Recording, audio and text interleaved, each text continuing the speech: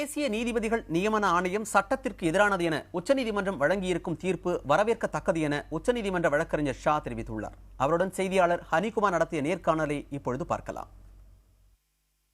இந்த தேசிய நீதிபதி நியமன ஆணையத்துக்கு எதிராக தொடரப்பட்ட வழக்கில் உச்சநீதிமன்றம் வழங்கப்பட்ட தீர்ப்பினுடைய சாராம்சம் என்ன?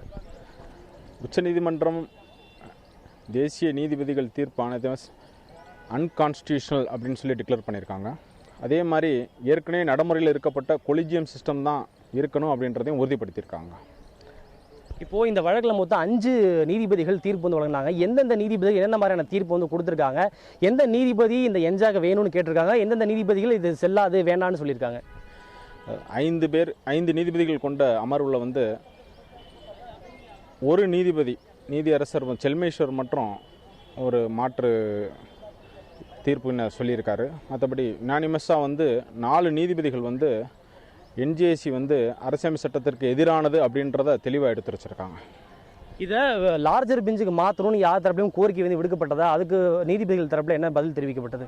ஏற்கனவே மத்திய அரசு சார்பில் 9 பேர் கொண்ட அமர்வு நீதிபதிகள் பெஞ்சுக்கு மாற்றணும்னு சொல்லி கோரிக்கை வச்சதை அதையும் நிராகரிச்சிருக்காங்க. அதுவுமே யுனானிமஸ் டிசிஷன் தான். இது வந்து தேவையில்லை, 9 பேர் நீதிபதிகளுக்கு அனுப்பணுன்றது தேவையில்லை அப்படின்றத ஆணித்தரமாக தெளிவுறுச்சிருக்காங்க.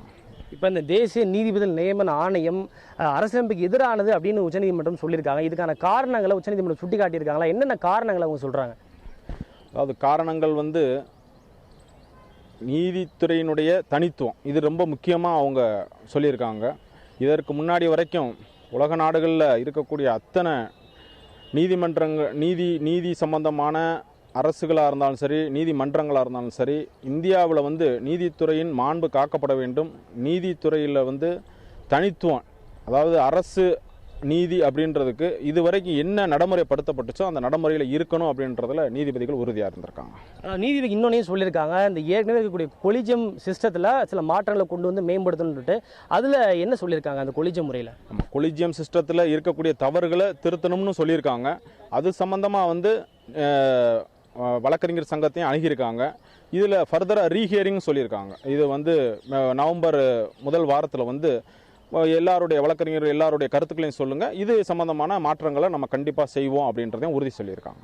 இப்போ ஒரு உச்சநீதிமன்ற வழக்கறிஞராக உச்சநீதிமன்றத்தினுடைய தீர்ப்பை நீங்கள் எப்படி பார்க்குறீங்க? ஏன்னா இது ஆரம்ப காலகட்டத்தில் இது ஒரு பாராளுமன்றத்திற்கும் நீதித்துறைக்கும் இருக்கக்கூடிய ஒரு மோதலாகவே பார்க்கப்பட்டது. இப்போ ஒரு வழக்கறிஞராக இந்த தீர்ப்பு பற்றி உங்களோட கருத்து என்ன?